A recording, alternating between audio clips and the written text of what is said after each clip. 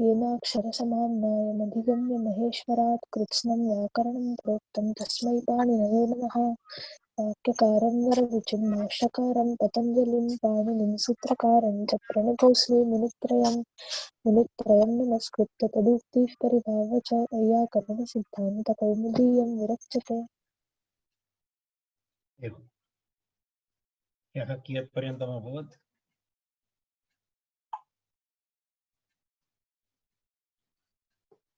1529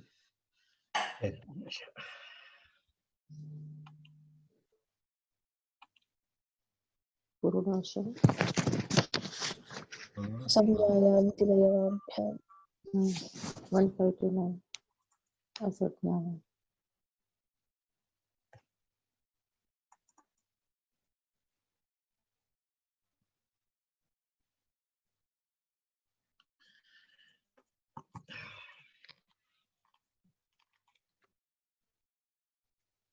1528. Okay.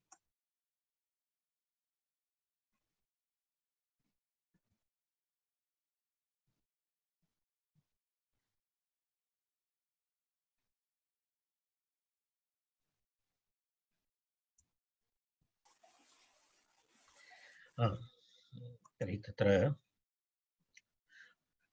व्रीहेः पुरोडाशे इति सूत्रम् अभवत् न? असप्ज्ञायां तिलयवाभ्याम् इति सूत्रमपि जातम्। अस्तु, अग्रे गच्छामः। तावत्पर्यन्तम् अभवत्।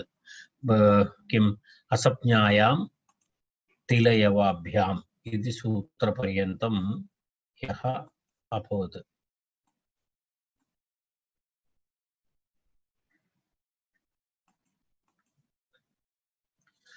अग्रिमं सूत्रमस्ति तालादिभ्यो अण् इति अग्रिमं सूत्रम्।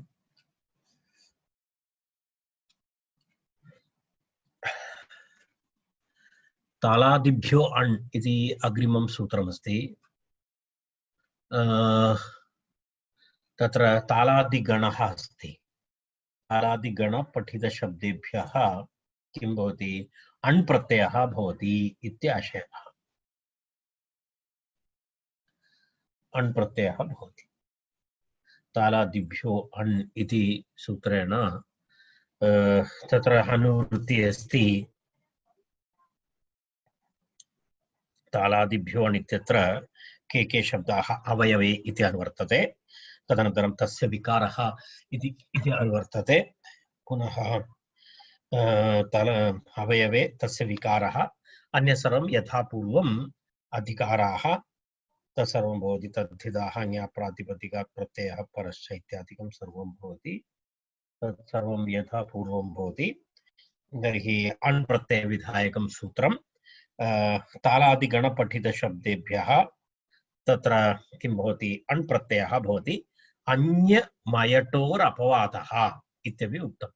अन्यमयटोरपवादः इति तत्र अन्यमयटोरपवादः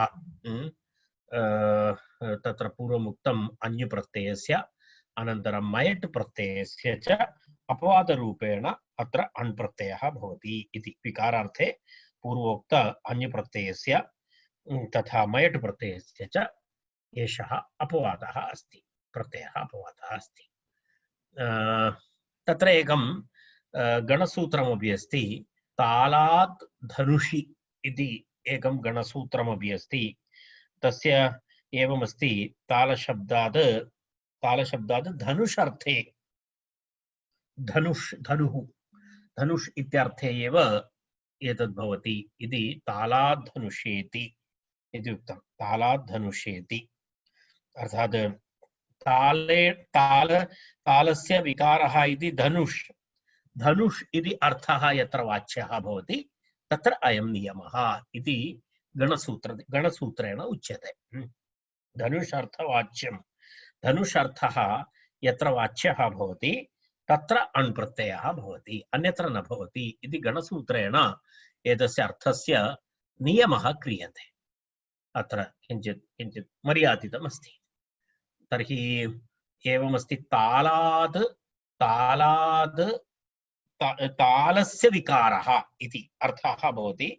तालः इति वृक्षविशेषः, तेन एतत् धनुः निर्माणाय तस्य काष्ठस्य उपयोगं करोति। तर्हि तस्मिन् अर्थे इति तालादिभ्यः तालं धनुः इति उक्तं। यदा तालेन निर्मितं धनुः इति, तालेन निर्मितं धनुः इति।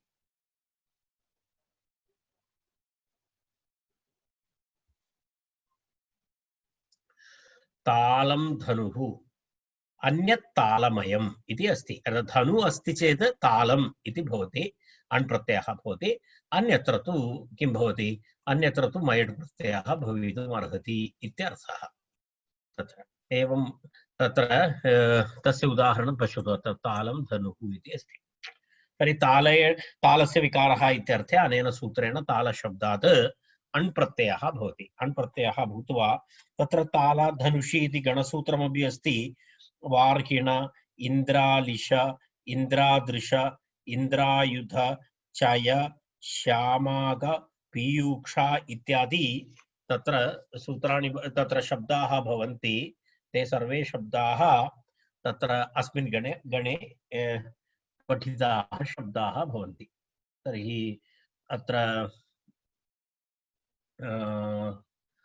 वयं पश्यामः, अग्रे गच्छामः। तालमिति प्रक्रिया तु वक्तव्यं नास्ति, तालशब्दस्य तु अण् प्रत्ययान्तः भवति। तत्र अन्यत् तालमयम् इति अस्ति। यत्र धनुः अर्थः नास्ति, धनुषर्थवाच्यं नास्ति, तर्हि तत्र तु मयड् प्रत्ययः भवति। तदेव तालमयम् इति, मयड् प्रत्ययः भवति तालमयम्। तालस्य विकारः धनुः नास्ति चेत्, धनुः अस्ति चेत् तालम् इति अण् प्रत्ययः भवति। तत्र अपरः कश्चन शब्दः अस्ति तस्मिन् गणे, इन्द्रायुध इति एकः शब्दः। इन्द्रायुधम् इति शब्दः अस्ति, गणस्य शब्दः। इन्द्रायुधशब्दः, इन्द्रायुधं नाम वज्रः। इन्द्रायुधो नाम वज्रः। तर्हि इन्द्रायुधस्य विकारः अथवा अवयवः, इन्द्रायुधस्य विकारः अवयवः वा इत्यर्थे तत्र किं भवति, तत्र तस्मिन् अर्थे इन्द्रायुधशब्दादपि अण् प्रत्ययः भवति। इन्द्रायुध अण्ण अतिवृद्धि, अन्तिम अकारस्य लोपः भवति। तर्हि ऐन्द्रायुधम् इति शब्दः भवति। सुप्रत्यये अमादेशे पूर्वरूपे ऐन्द्रायुधम् इति रूपं भवति। तावदेव तत्र वक्तव्यमस्ति। जातरूपेभ्यः परिमाणे इति अग्रिमं सूत्रम्। जातरूपेभ्यः परिमाणे इति, जातरूपो नाम सुवर्णः। जातरूपशब्दस्य अर्थः अस्ति सुवर्णः। सुवर्णः इति जातरूपम् इत्युच्यते। तत्र किं भवति,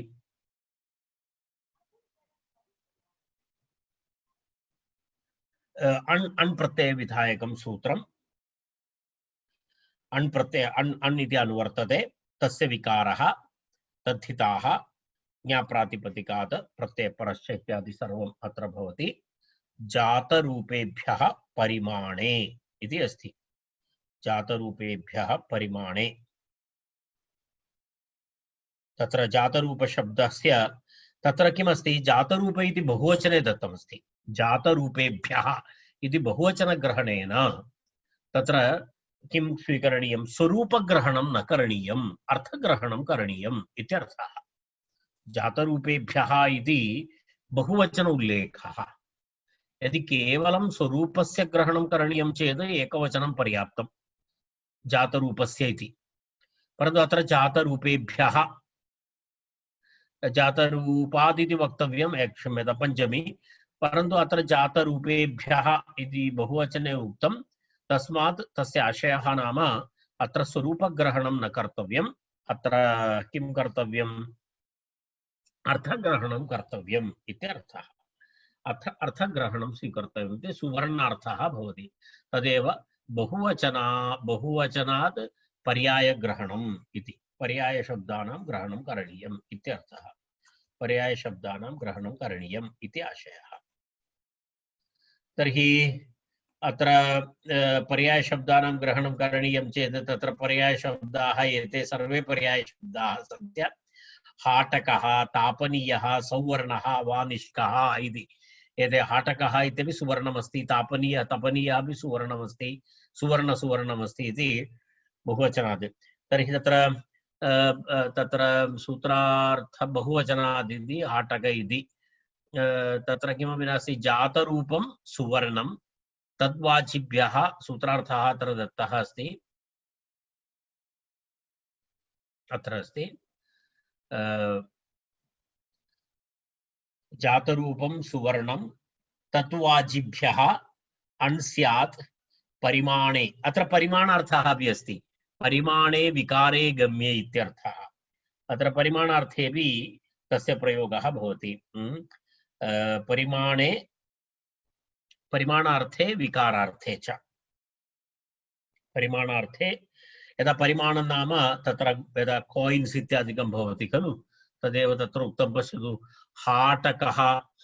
हाटकः इत्यादि। पश्यतु, हाटकस्य तपनीयस्य सुवर्णस्य वा निष्कपरिमाणो विकारः इत्यर्थः। निष्कपरिमाण, निष्क इति एकः कॉइन अस्ति। यदा वयम् इदानीं तोला इत्यादिकं वयं वदामः खलु, तर्हि पुरातनकालस्य एक कॉइन सिक्का निष्क इत्युच्यते। निष्क, तर्हि तद् निष्क एकः परिमाणः अस्ति। यदा वयम् 1 ग्राम 2 ग्राम इत्यादिकं वदामः, तद्वत् पुरातनकालस्य एक किं वदामः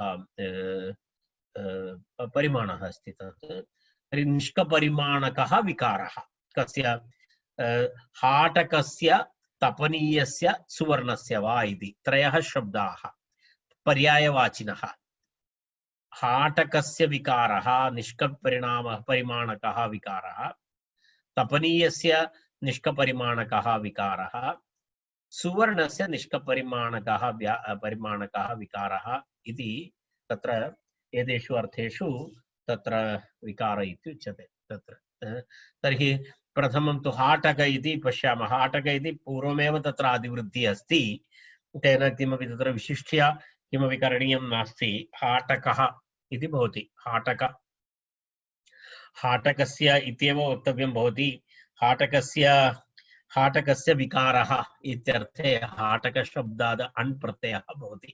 हाटक इत्येव भवति, तत्र किमपि नवीनं किमपि न भवति। कारणं तद् आदिवृद्धिः तु पूर्वमेव अस्ति, तेन कारणेन हाटक इत्येव भवति। तपनीयः इति शब्दः भवति। तपनीयस्य विकारः तापनीयः इति भवति। तपनीयस्य विकारः तापनीयः इत्यर्थे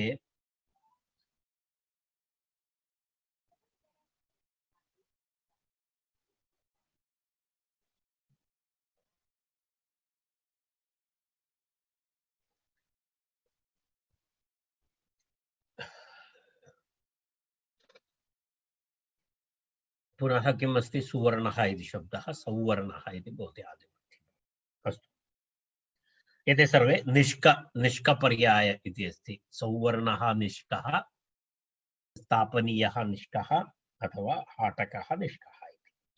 तत्र परिमाणे इति किमर्थम् इत्युक्तं, यत्र परिमाणार्थः भवति तत्रैव अयम् अण् प्रत्ययः भवति, अन्यत्र तु तथा नास्ति। यत्र परिमाणार्थः नास्ति तत्र तु नास्ति। यदा उदाहरणं हाटकमयी यष्टिः इति अस्ति। हाटकमयी यष्टिः इति, तत्र कोऽपि सुवर्णं स्थापयित्वा किमपि दण्डं करोति, यदा वाकिंग स्टिक् वा तादृशं किमपि करोति, तर्हि तत्र किं नास्ति, तत्र परिमाणवाची नास्ति सः। तेन कारणेन तत्र तु अण् प्रत्ययः न भवति। तदा वाकिंग स्टिक् वा किमपि भवति, तद् हाटकमयी यष्टिः इति भवति। तत्र मयट् प्रत्ययः भवति। तत्र तु एतत् नास्ति इत्यर्थः।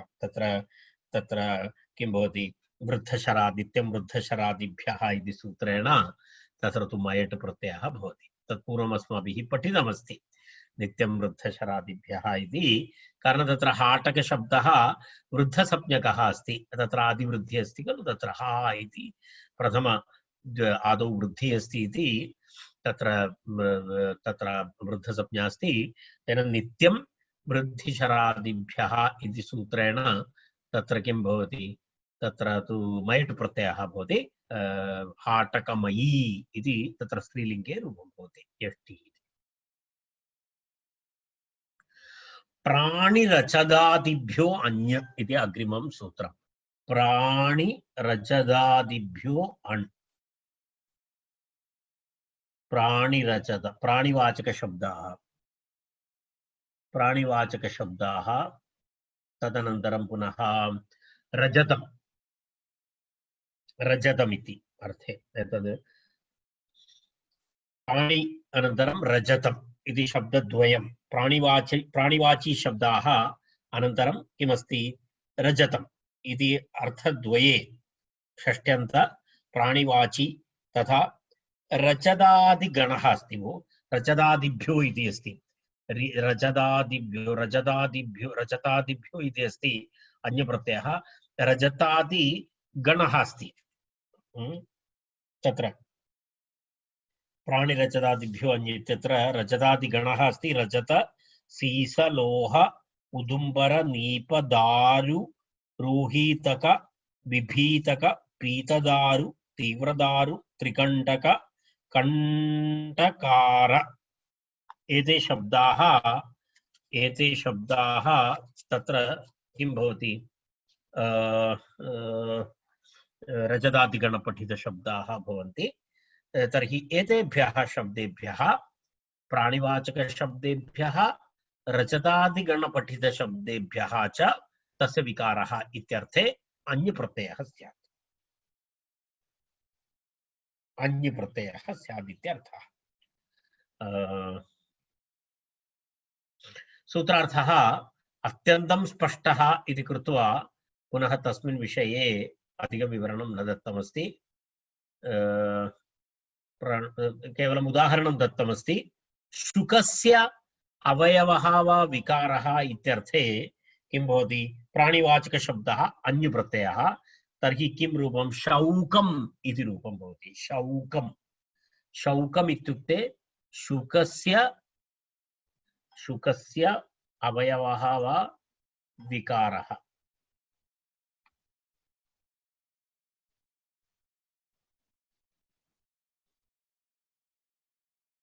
शुकस्य अवयवः वा विकारः इत्यर्थे किं भवति, शुकशब्दात् अन्यप्रत्ययः,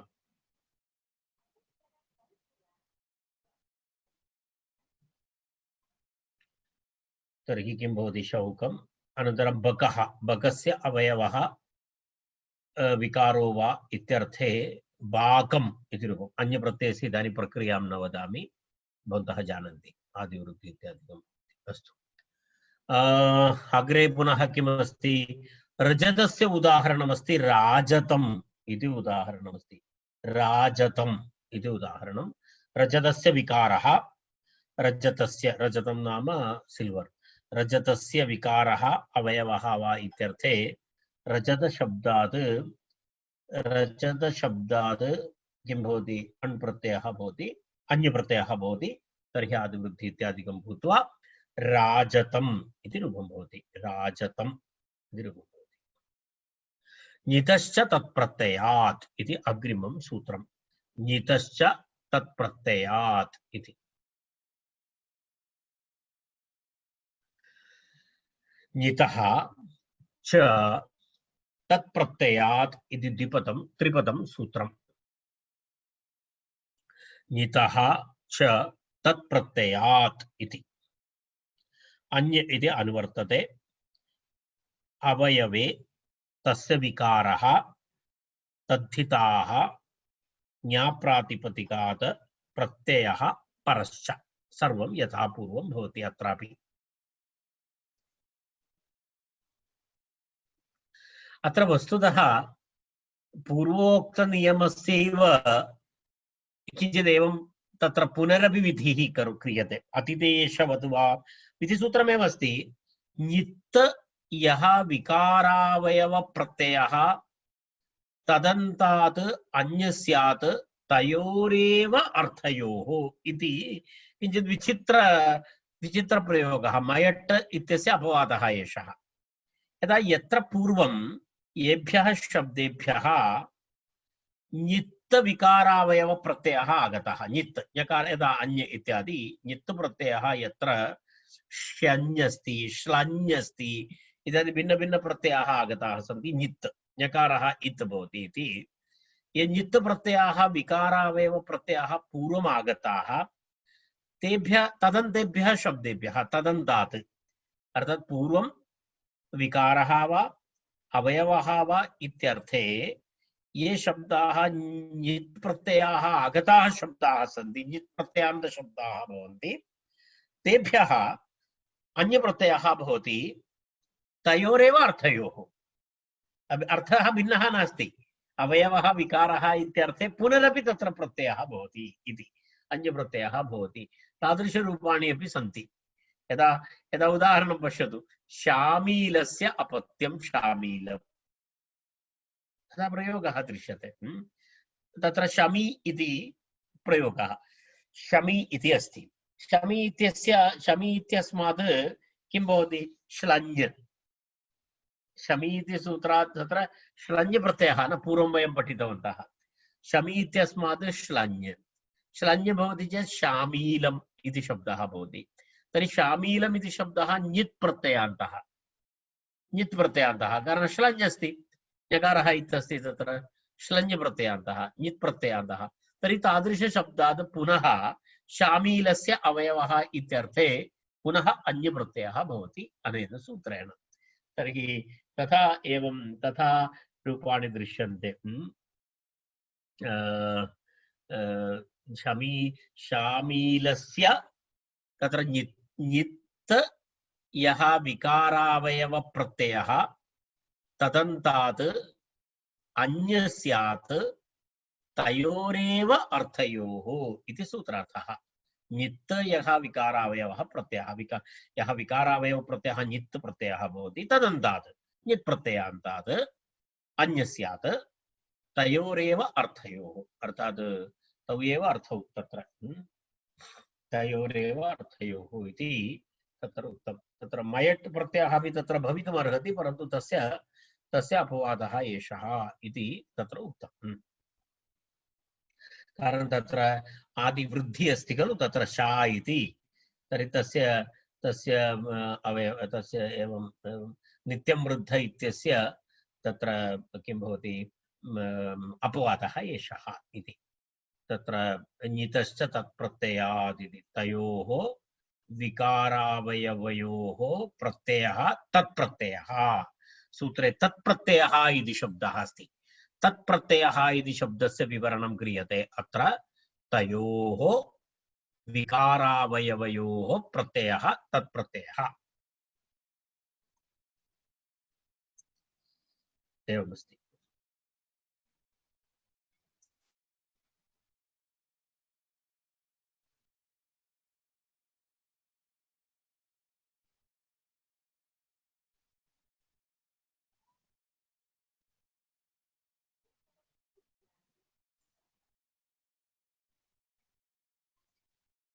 विकारावयवयोः प्रत्ययः तत्प्रत्ययः तथा अस्तु।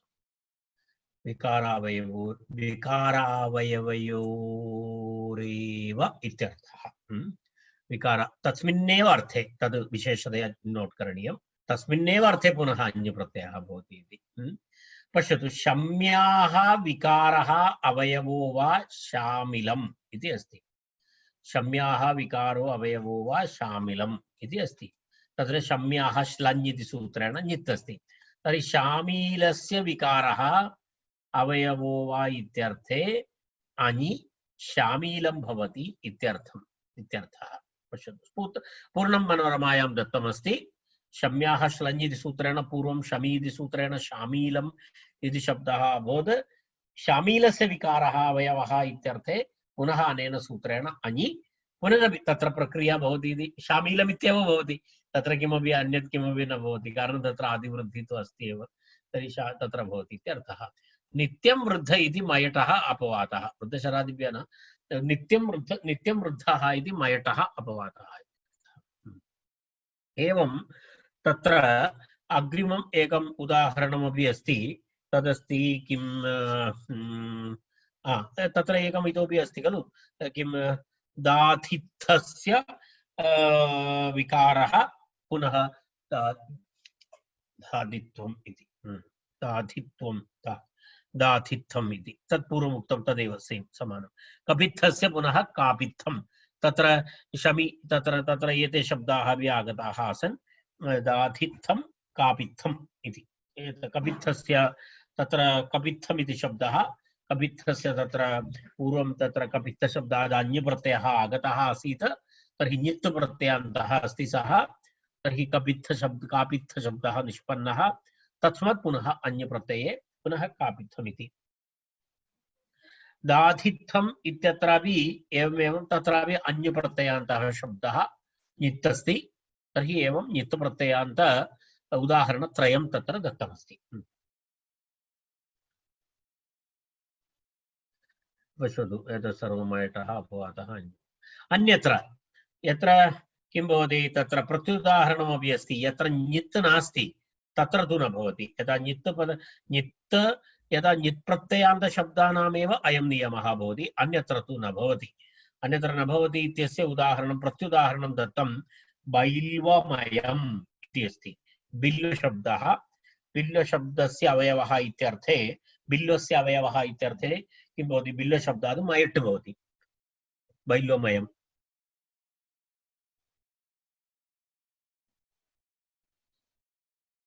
तत्र अन्यप्रत्ययः नास्ति तेन कारणेन तत्र किं नास्ति तत्र एतत् न भवति इत्याशयः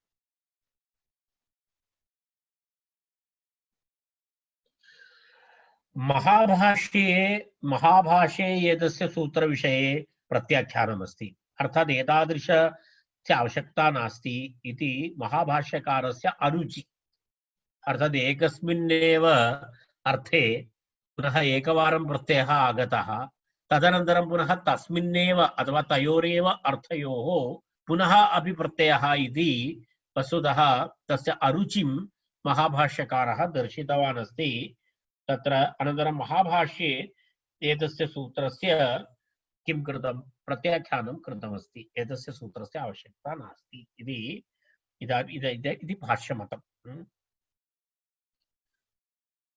पुनः तत्र एवं एतादृशे अर्थे शब्दद्वयस्य आवश्यकता नास्ति वा सूत्रद्वयस्य आवश्यकता नास्ति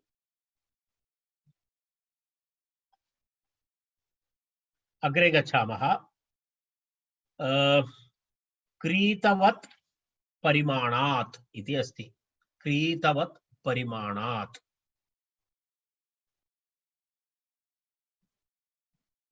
क्रीतवत् परिमाणात्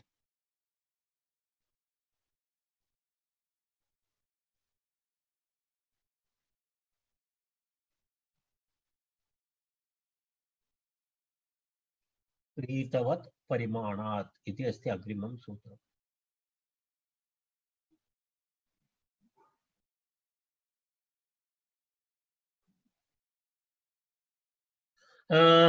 तत्र किमस्ति अग्रे एकं सूत्रम् आयाति प्राग्वहतेष्ठक् इति एकं सूत्रमस्ति अग्रिमे प्रकरणे प्राग्वहतेष्ठक् इति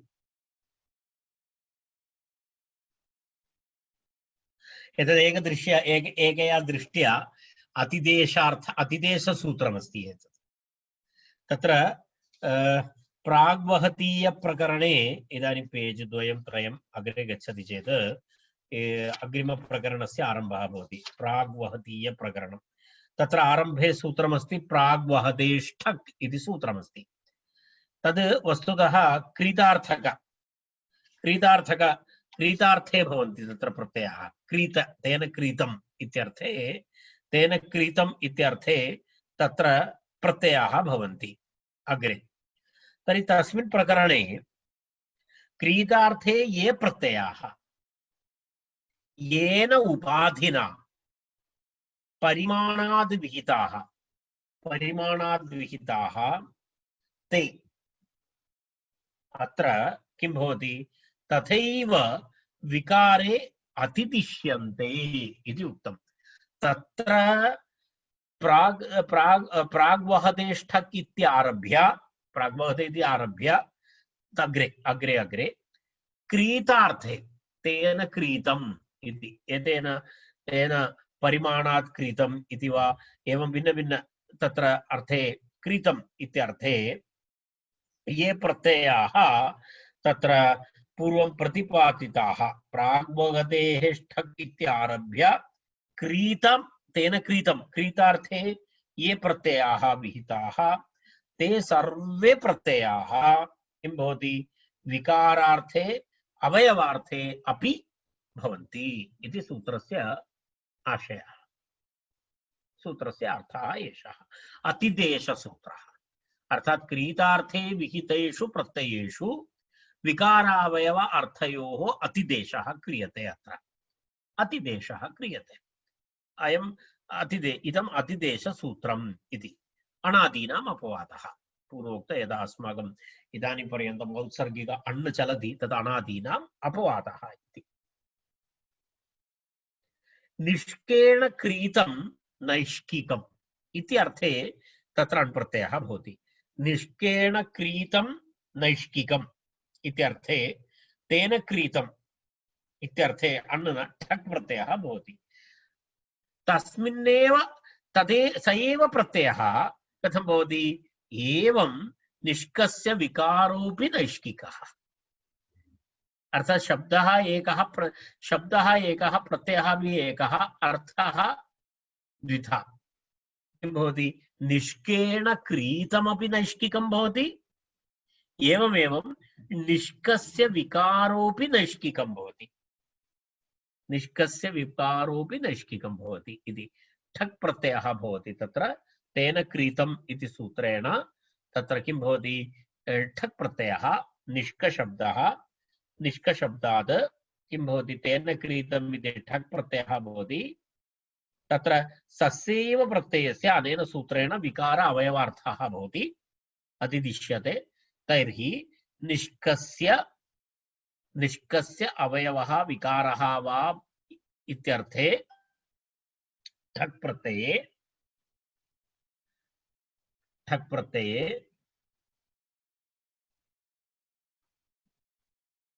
किं भवति तत्र इक आदेशः भवति इक आदेशः भवति इक आदेशः भवति चेत् निष्क इक अनन्तरं पुनः नैष्किक इति रूपं भवति आदिवृद्धि इति च इति आदिवृद्धि नैष्किक इति रूपं भवति निष्केण क्रीतं नैष्किकम् एवं निष्कस्य विकारोऽपि नैष्किकः शतस्य विकारः शत्यः शतिकः इति रूपद्वयम् तत्र अग्रे सूत्रं भवति शतशब्दात् यत् प्रत्ययः भवति तेन क्रीतम् इत्यर्थे तत्र 5121 शताच्च ठन्यतावशते इति एकं सूत्रम् ठन्यतौ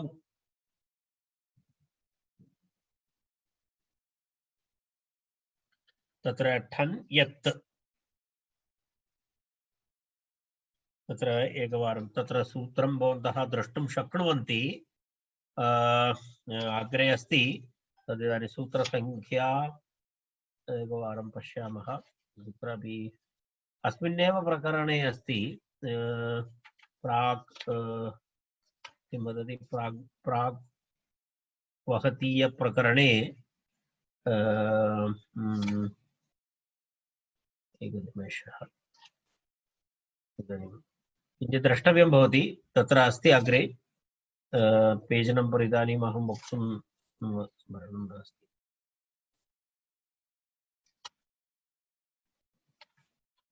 अर्हीय प्रकरण अस्ति अस्ति वा अर्हीय प्रकरणे अस्ति वा कुत्रचित् अस्ति अग्रे अर्हीय प्रकरणे तत्रैव पञ्चम अध्यायस्य रैट्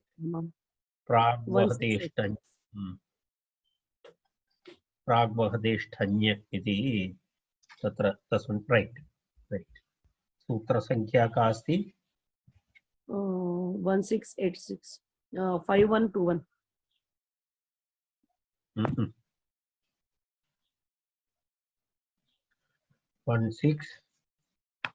1686